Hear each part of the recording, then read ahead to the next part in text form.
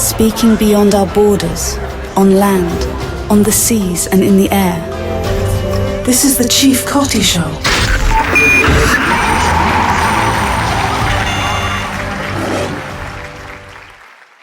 Folks, what's up? Thank you so much for joining me once again. Today I'm talking to a business titan, a tycoon of sorts, if I can say that, but he's also a very spiritual man, very strong, strong-willed, and he's an achiever.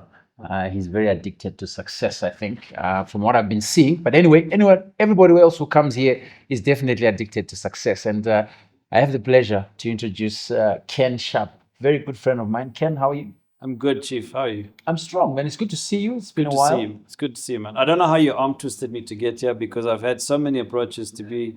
I had so many people even come to me on my own podcast show and said, "Can we just switch roles so we can interview you? We want to hear your story." So I don't know how you managed to persuade me, but it's for our friends who want to be successful like Yes. you, and obviously we want to pick up a thing or two from your journey. That's what we want to talk about, really. And they want to talk to Ken Sharpe, the businessman, maybe, Right. but we want to talk to Kenneth, The human being, that guy. the being human. Yeah. No, I think it's great. Good. I think in life we have to pay it forward, right? Of course. Because we're given so much, and what we give back is really what God wants from us. Absolutely. He's given us our life as a gift, and what we do with our life is a gift to Him. Yeah. So just being here today, it's a gift to you, it's a gift to those who watch it. And I wanted to just correct you in the beginning because you're my younger brother, Of Muninina. course. Yeah. Oh, I like that. I'm not, too Madara yet, but I'm Mkoma. So I need to very share good. some wisdom. And, Yeah. when you talk of success and these people listening, young people out there, Uh-huh. it's not about success. Yes, I was driven by success until I was 30, to my 30s. But then I realized, how much success do you want? How many millions do you want to make? When you get over a certain number, it doesn't really make a big difference. Whether you're a billionaire or you're 100 billionaire or you're a trillionaire, trust me, you can't spend the money. Ah. So at some point in your life, you start asking the question, what am I chasing? And I would rather say, instead of saying we're chasing for success, let's say that we are going to be successful in order to be significant. So let's chase for significance in our life. Self-actualization. That's it. Because success is, unfortunately, it comes and it goes and it's short-lasted. But that sounds very polished, Ken. You Yeah. know? But the truth of the matter is that when you have bread and butter issues to worry about, so you always think that there's a number that you need to reach. Yes. You always think that there's certain things that you must have, and that for you is success. But obviously, when you change, when the dynamic changes and you have these things, Look, I think, and talking of the hierarchy of needs, Maslow's pyramid is clear that to get to that self-actualization, you need your basic needs covered.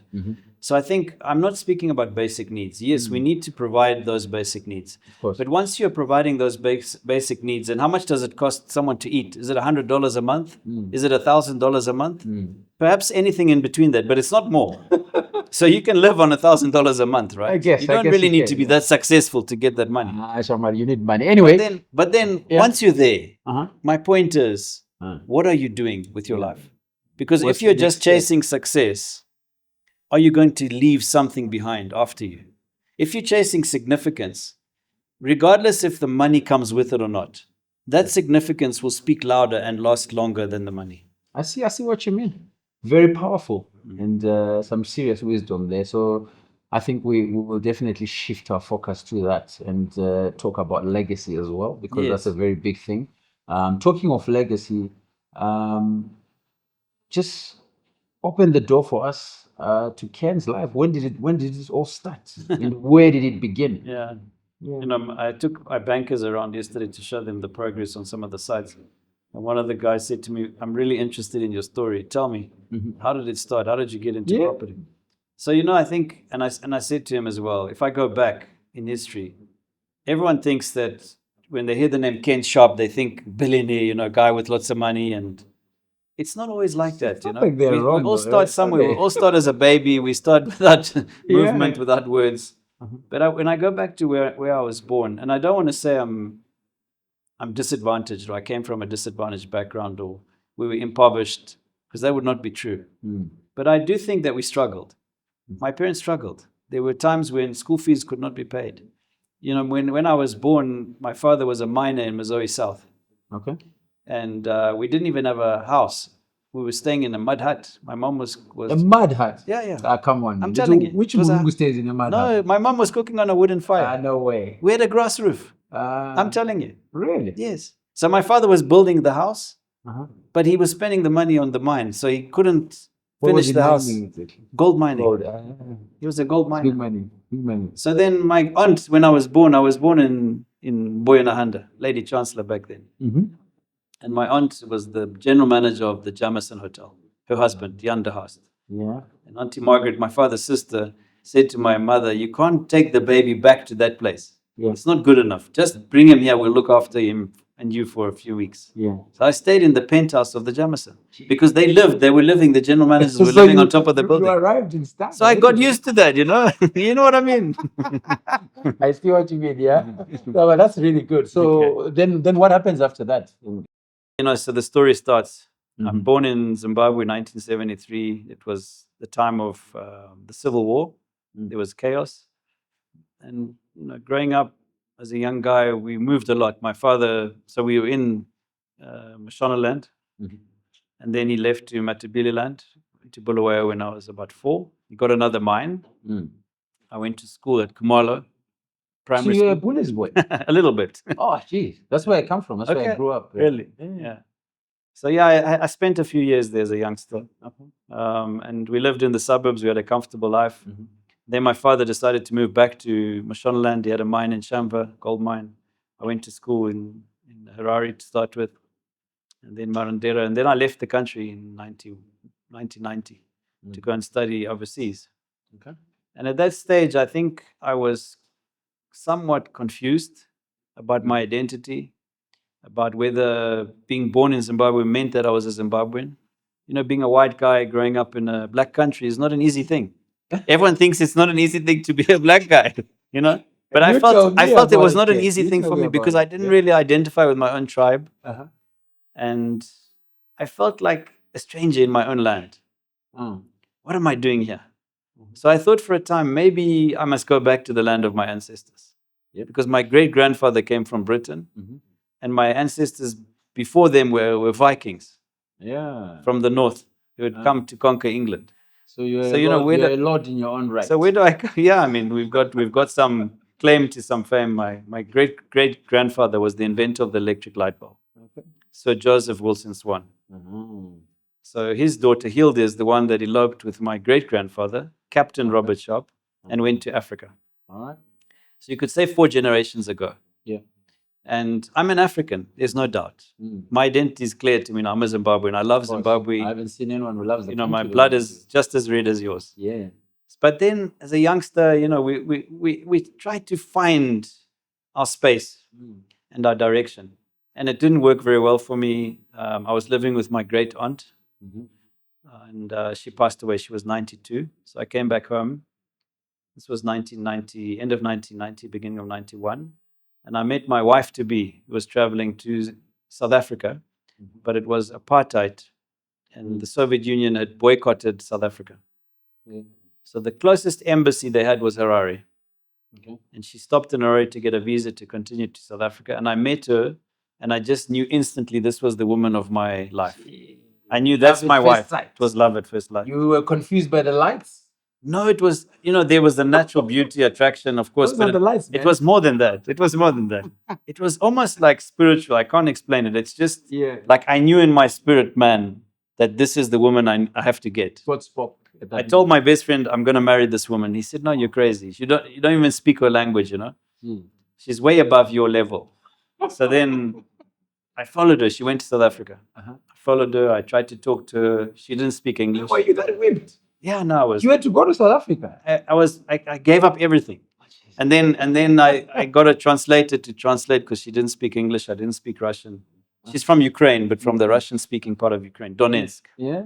Bakhmut, where Donetsk. Yeah, that's the one that we know. Unfortunately, they've destroyed her town. It's gone. It's just rubble. Oh. It's terrible.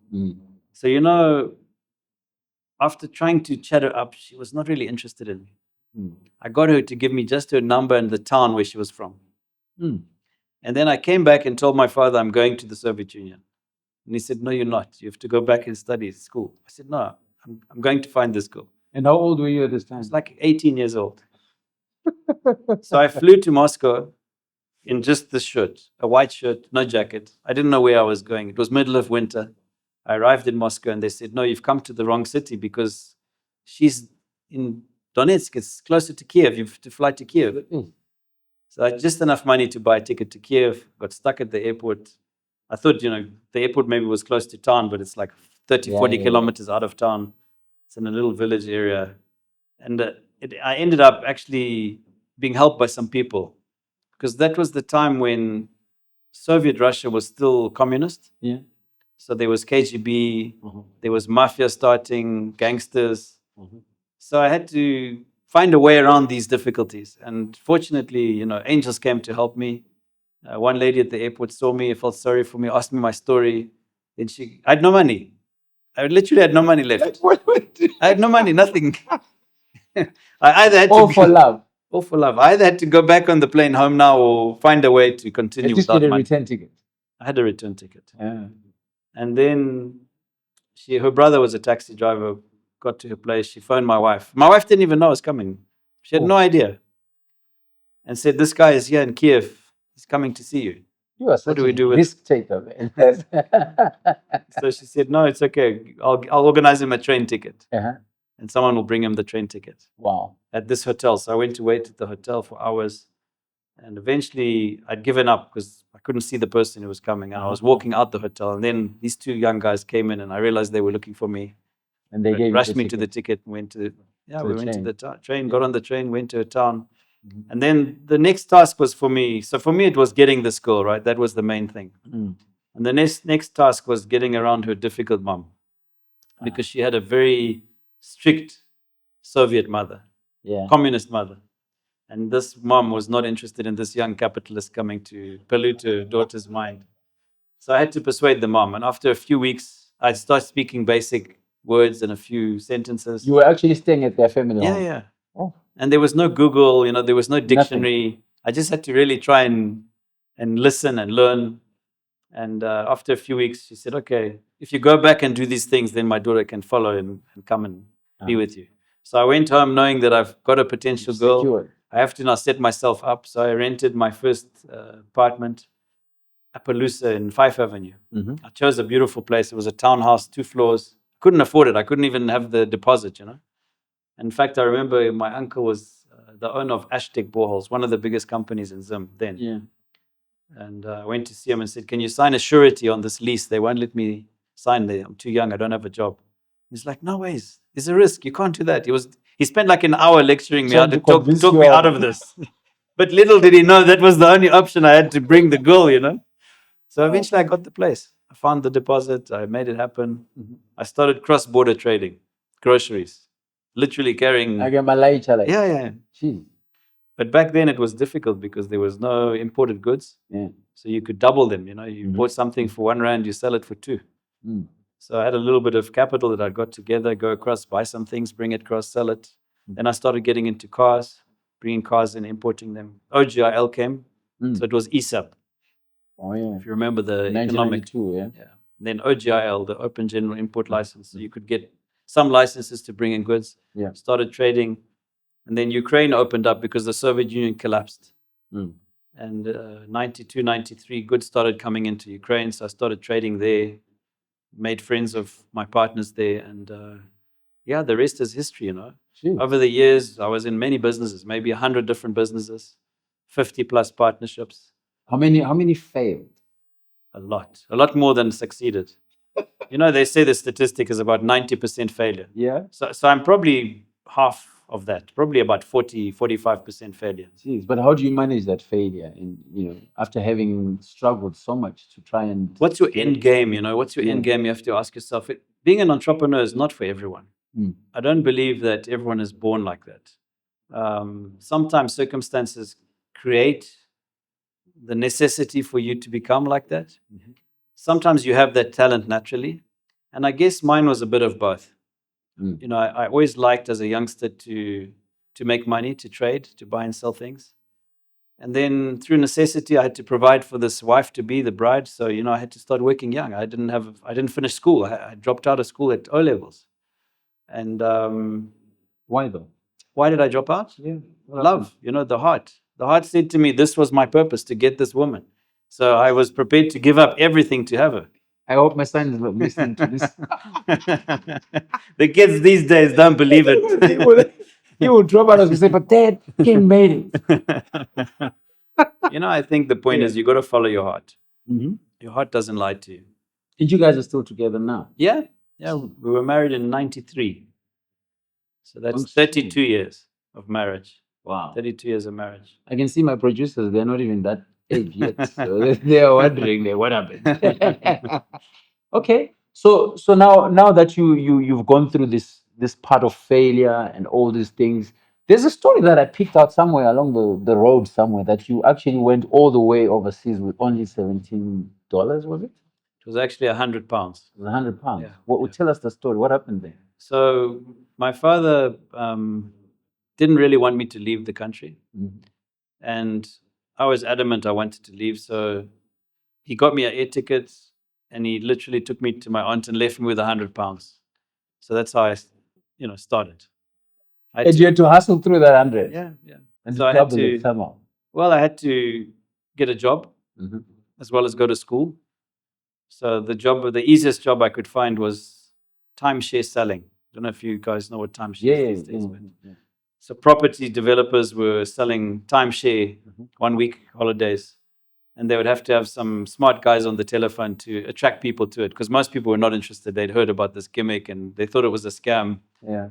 Because I had an accent, I was quite successful. So, people got talking to me on the phone and where you from? And they thought I was from Australia or South Africa. So I managed to get quite a few of these people and I got decent commissions, So this is where the love for property started, eh? Yeah, it did. I don't know how true you believe this is true, but I think everything in life you're influenced. They say before the age of 2, 90% of who you are is determined. So if I believe that statistic, then probably living in the Jameson had an influence on me. The penthouse. Probably enjoying that penthouse. I've always enjoyed property. As long as I can remember, even if I only had $100 in my pocket, I would go to a 5-star hotel. And back then, 5-star hotels you could buy for less than $100 and stay in the 5-star hotel. I might be eating like my wife once told me. I took her when I was dating her to this beautiful 5-star. It was the Colton. I don't know if you know Colton Center in Joburg downtown. Now it's dead, right? But Colton was, before Sandton came up, Colton was the hotel. So I took her to the Colton. And then I only had money for McDonald's for dinner. So it was like living in the Colton but eating in McDonald's. So I always loved property. It's always been in my heart. And I believe that true wealth, lasting wealth, the legacy, is built by ownership of property, equity, not debt. So don't buy a property with mortgage. Buy it with savings. Because that multiplication factor happens over the generations. Wait. So what you're talking about now, that's in an economy like this, for people to actually put that money together, it's a struggle. Never is easy, no. You agree with me? It's never easy. But the benefit we have of being in this economy, it's a blessing, is that we don't have debt. We don't. Do you know that our company today has more mortgages than the banks? That sounds like privilege right now.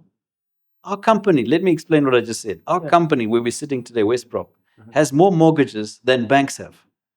We have issued more mortgages than banks. Our country has zero leverage, which means that all the property in the country, we're talking of hundreds of billions of US dollars, are owned with equity, with cash. Straight away.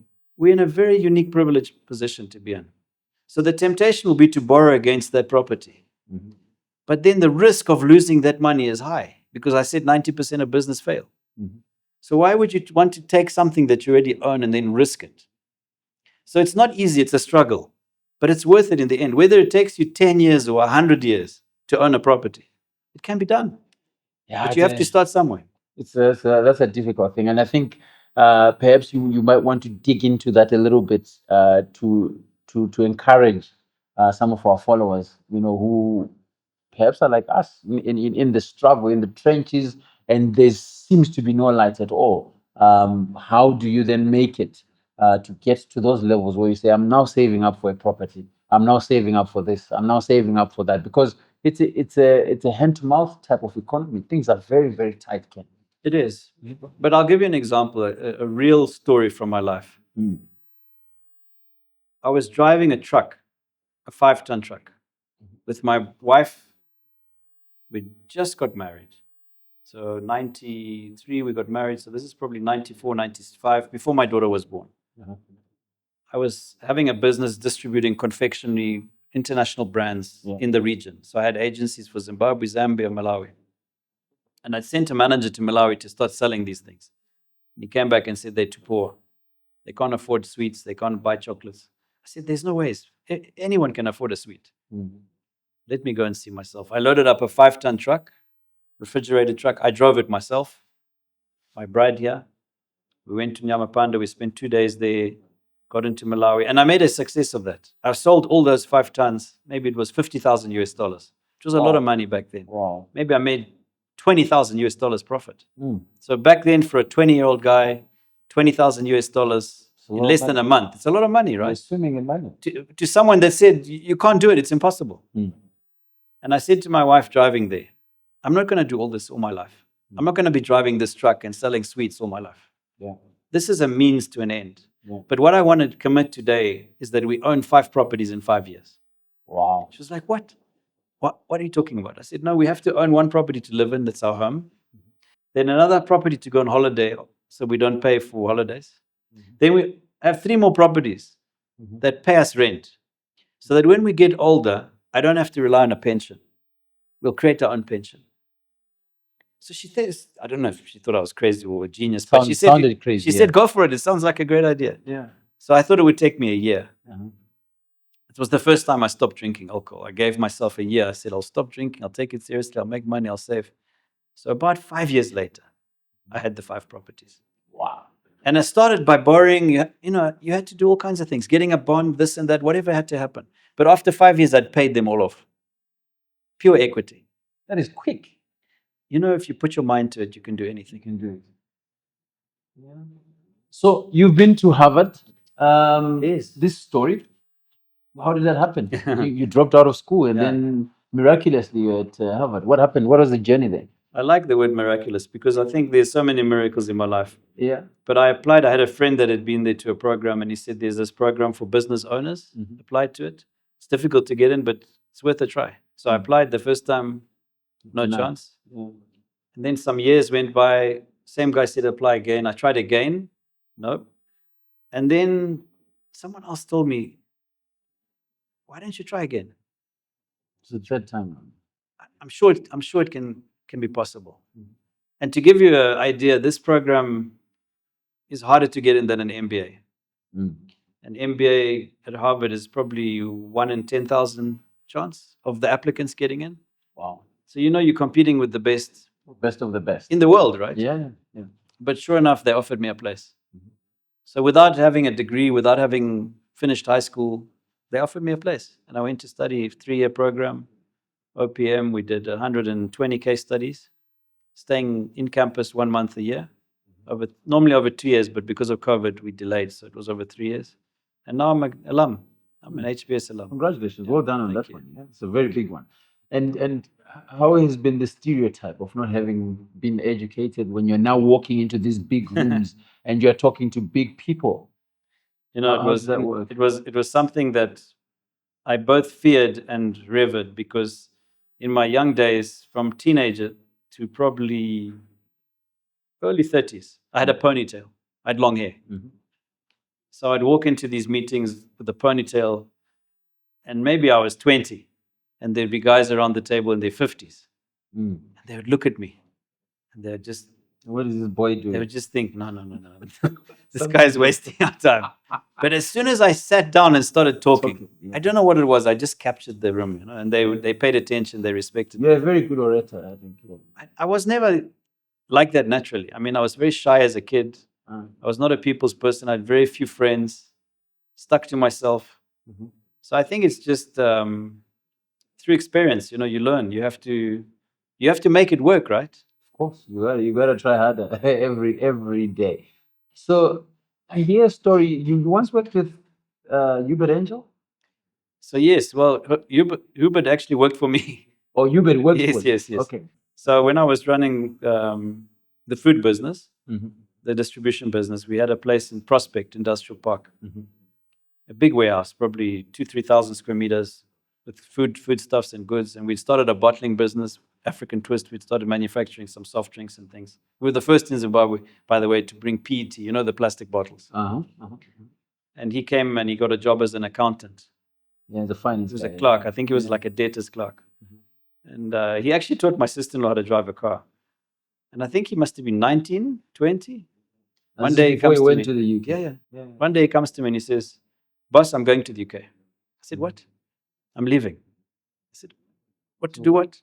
He said, "No, God has called me to be a prophet." I said, "How did that happen?" He said, "No, God appeared to me and said, this is what I must do. I must go and serve in the UK." So I thought it was very strange. At that time I didn't really have a faith. But I didn't really question him. I just said, "Okay, so how can I help?" He said, "No, I need some funds, a ticket." I helped him a bit with money. And he went to the UK. And then I saw him maybe 25, 30 years later. He called me up. He actually sent me a video of his estate. He had a beautiful estate in England. He had made it. He'd really made it. Yeah. So I was very proud of him. And he'd made it, God's way, not his own way. Yeah. And you guys kept in touch since? We have, yeah. On and off, I've been to visit his church twice. I went to one of his services. I think he has a special calling. Yeah. He's a brilliant guy. special He's a brilliant guy, I think, but very sometimes controversial. But yeah, he's very. Well, they say where the tall trees grow, the wind blows the strongest. I see. And then there's always talk now, obviously on the business side of things. Ken Sharpe, no way. He is definitely fronting somebody. He's fronting the president of this country. How far true is that? Well, they said that about me with the last president. Wow. So maybe what I was fronting for the last president, he gave to the new president. I don't know. Maybe they'll say that about the next one also.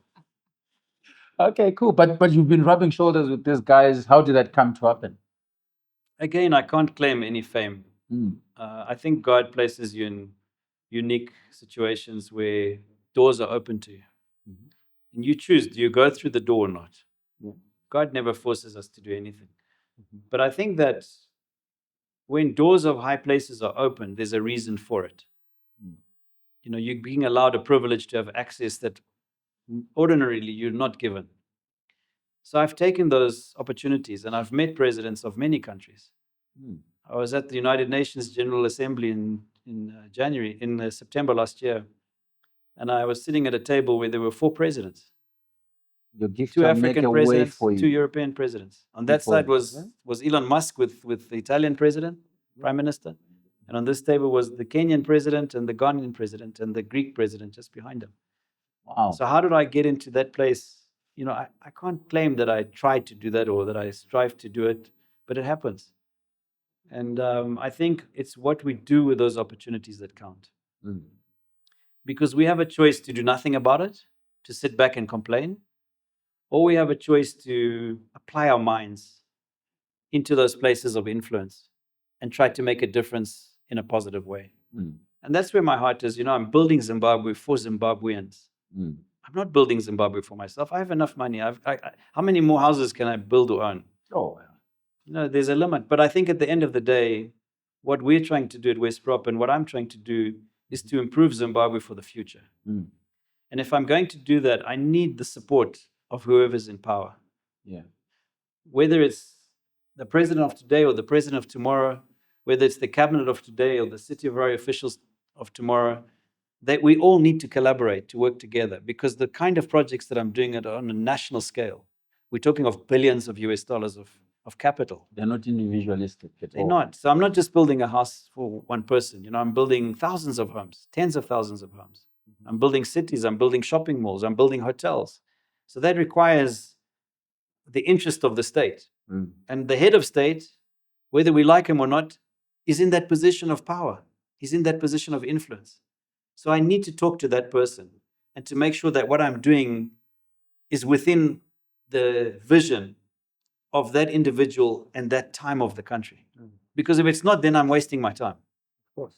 Spoken like a true businessman, but from young Kenneth, who was busy playing somewhere in the Mazoe mines, in the Bulawayo mines, in the Shanga mines, how does that feel to be able to sit in front of a head of state and control conversation and change the outlook of things and say what you just said to us now, to say, no, Mr. President, I'm trying to build a country. I need your support. How is that for you as an individual at a personal level? I feel humbled because I'm able to speak my mind. There's nothing I wouldn't say to you today that I wouldn't say to the president. And there's nothing that I would feel fearful of telling him, even though many others would feel fear. Because I'm not doing it motivated by any interest. I'm not motivated by any political gain or by any monetary gain. I don't actually need anything from the president. But what I do need is for him to understand that what I'm doing is good for the people. And if I look back to my younger years, it's humbling to think I used to play in the bush, not knowing what my future, I still don't really know what my future is, right? But I look back and I don't feel any different to being in the bush, enjoying the environment with God's creation. I don't feel different sitting next to the president and speaking to him what's in my heart, because it's the truth. What do you think is the most controversial thing that you might have just said to him in one of your meetings? Well, recently I've been saying that the ZIG is not working. So no one wants to hear that the sovereign currency of your country is not working. And I believe it's not working because too much attention was given to it in the beginning. It's negative PR. We had 3 months build up, beginning of last year. There was so much hype, and then an anticlimax. Like, what is this all about? Back then I think it was $80 million they were talking about. Now it's probably $500 million US dollars. It's grown a lot. They've done a lot. But at the end of the day, the mainstream economy is between $4 and $8 billion. So why aren't we focused on growing the mainstream economy? Why are we taking the limited capital we've got and putting it into a reserve currency that's sitting in the bank with some deposits that don't even equal its reserve, which is the only country in the world, by the way. We have the highest number of reserves of US dollars of gold backing this currency than any other country in the world. Yeah, because we're still pretty much almost applying the gold standard in a way. We are even more than the gold standard, because we are saying that our reserves are more than the deposits. So we've overbacked it. It's more than 100% guaranteed. So in a way, that's a good thing. But in an economy that's struggling, that needs the velocity of money to turn over, we're now seeing a decline, an economic decline. And I warned about this. I warned the president before it came, and I've warned him during, that it's a risk we're taking. Because if we don't have flows of US dollars, we'll be in trouble. And those investments require confidence in the country. It requires multinationals to back us, which is not there today. So I think it's too early for us to shift from a US dollar economy into a ZIG economy. And the market has not accepted it. So you can try and force people, but then at the end of the day, it will backfire. So I think it's a much better policy to say, let's have ZIG, let's build up our reserves, but do it quietly. Let people naturally accept it and naturally want it. But in the meantime, do you think they will, though? Eventually, why not? Eventually, why not?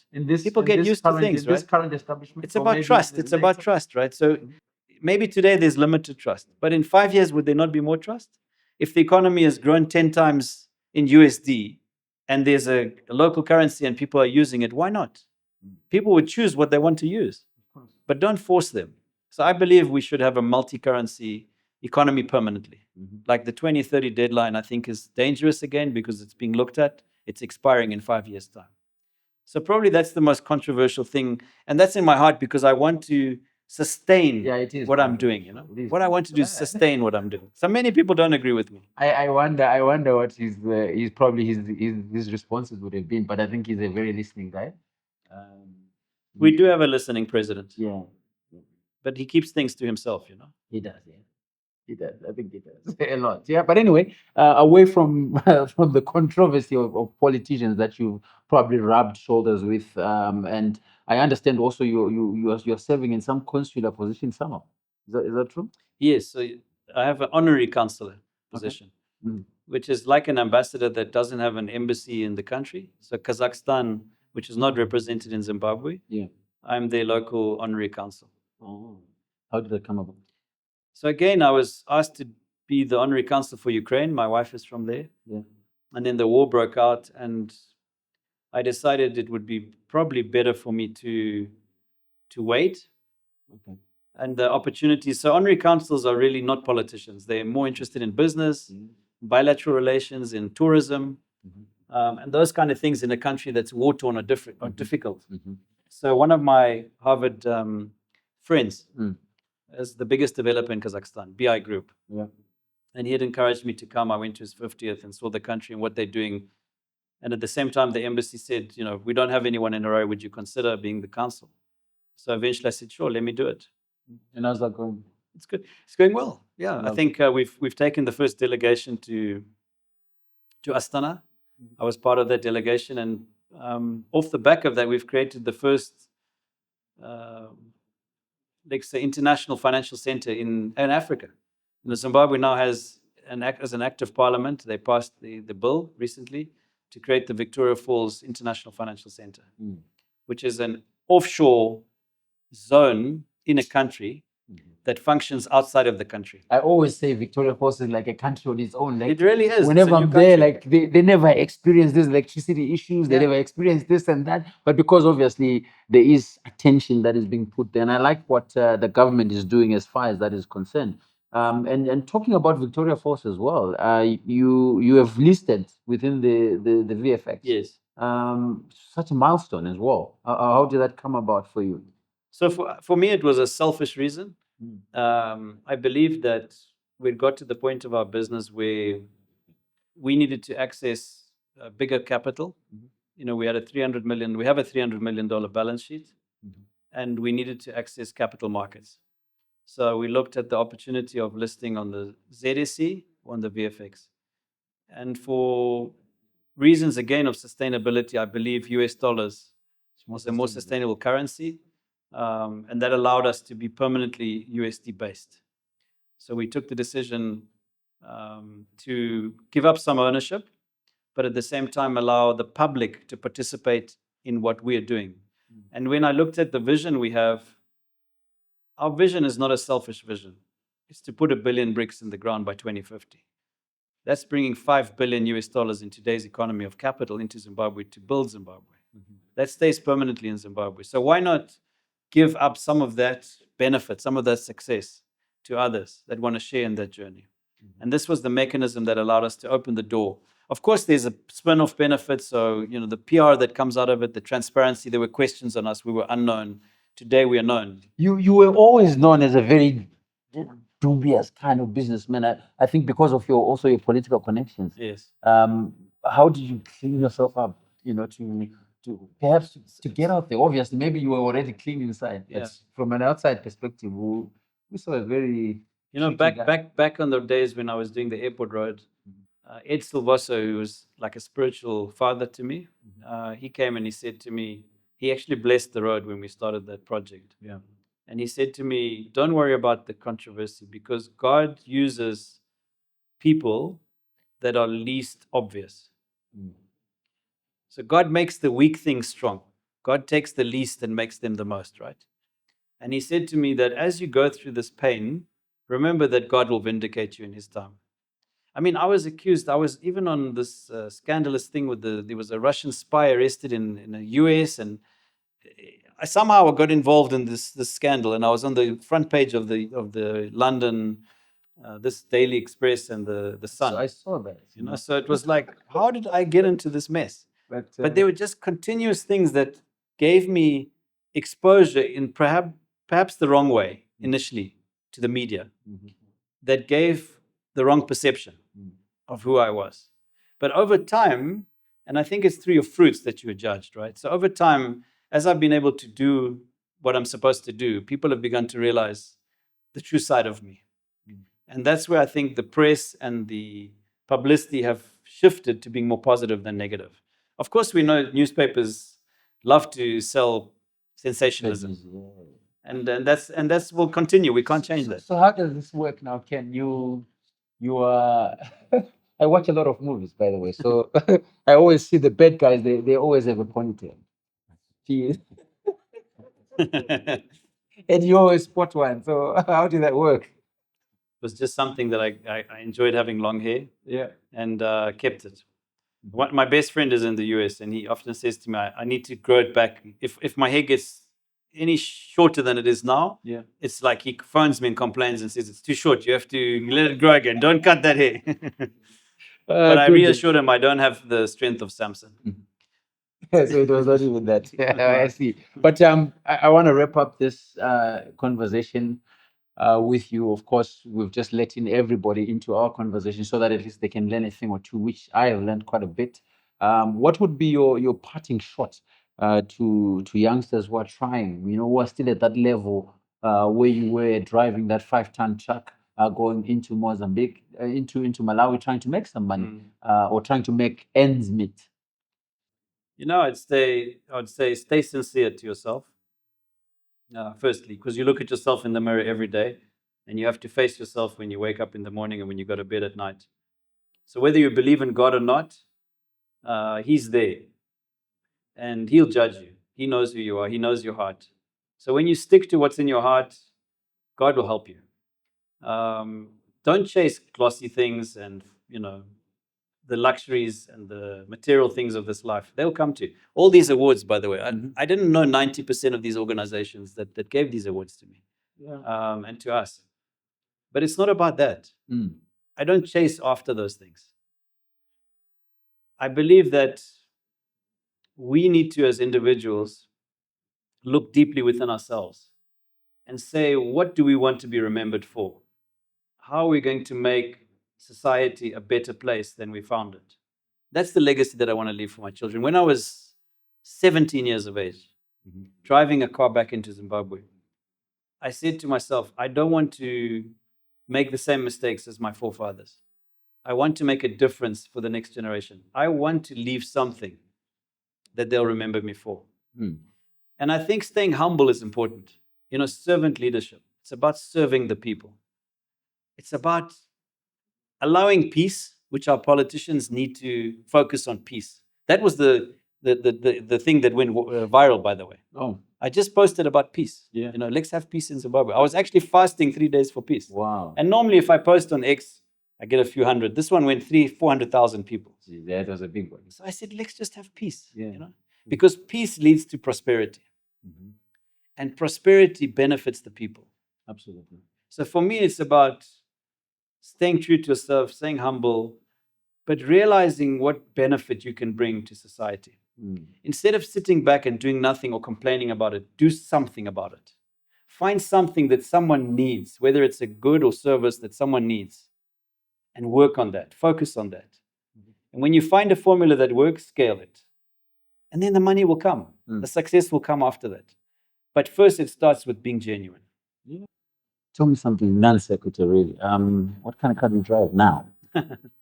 I actually don't own a car. I know. I promise you. I used to own a lot of different cars. And my wife has 2 or 3 cars. She likes cars more than me. But I don't own a car. The company has given me a car. Yeah, but what kind of car is it? So the car the company has given me, the one I'm driving right now is a Land Cruiser. A VX. See, let me tell you why I asked you that question, actually. You just walked into the trap. Yes. So, we believe on this show that it is such a Varungu thing to drive Land Cruisers. And I don't know, is it? So let me tell you the truth. You'll love this story. I was out of the country when the fleet was bought. This is going back just a year and a half ago. Yeah. We decided to buy a whole new fleet for the company. The chairman of the company is based in Cape Town, Dr. Michael Louis, chose the car for the CEO, a Range Rover, a black Range Rover. That was the company car. Yeah. And I drove it for the first year. And then I said, no, let me move to a Land Cruiser. Why? Because of the roads. How can I be driving a low profile mag wheel that's going to hit potholes?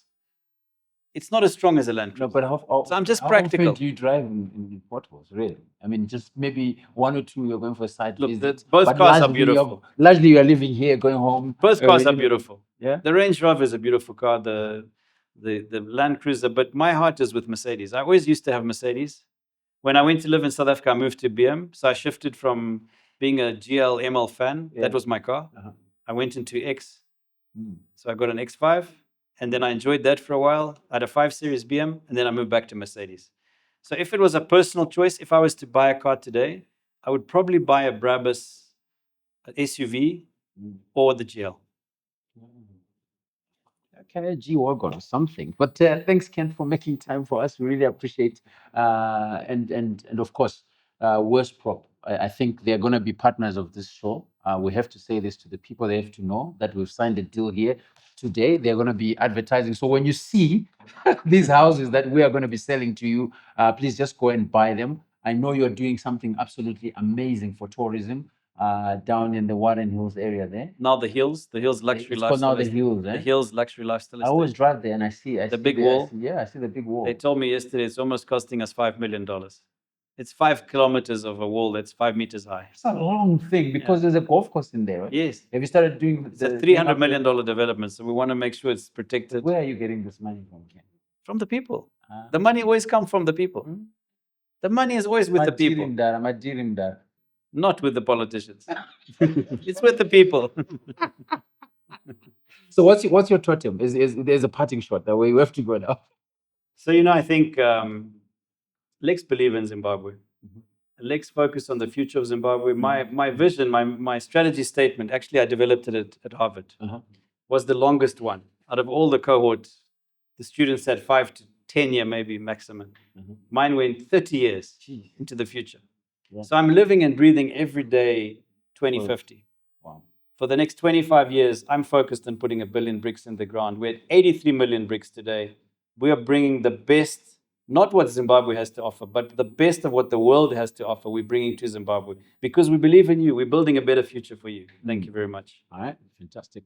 Thanks, guys. We'll see you next time. It's been great talking to Nzo. He says he's in Nzo, but he's got lots of shumba around the office. But I don't know how that works. But remember, the Lioness, I have to say this. So the Lioness is sitting just opposite me there. Yeah. And please make sure the viewers can see this shot. Of course. There's a lion and a lioness. But it started with a lioness. Keith Ndlovu, who's Nzo. Yeah. He's my brother. He's a doctor from Paraneto. I found him on the internet having this talent. I bought that painting and then commissioned him to do another one. Yeah. He eventually did one for the president and then the whole of parliament he did. Yeah. So the reason why I wanted that lioness was because that's our strategy at West Prop. I say to everyone, we are like lionesses. When she goes on the hunt, we have to choose the prey, select it carefully. But once you know your prey, don't lose sight of it. Stay focused on that prey until either you kill it or you lose it. So that's why there's shumbas around here. That's all for you guys. Thank you so much for joining us for yet another explosive edition of the Chief Koti Show. We're back again next week with another exciting guest, and you want to know who it is, but maybe you can tell us who you want us to talk to on the show. Please do share on the comments there, and of course, give Ken some super love. He's got his podcast. It's called The Phoenix, right? Phoenix. Yeah, so make Phoenix sure you podcast. make sure you check it out. It's there on ZTN Prime, I think. That's where you're showing it. Yeah? And YouTube. And YouTube as well. Yeah. So please go and support him as well. As much as you want to subscribe, like, and share our content as well, please do give him some love. And Speaking beyond our borders, on land, on the seas and in the air. That was the Chief Koti Show.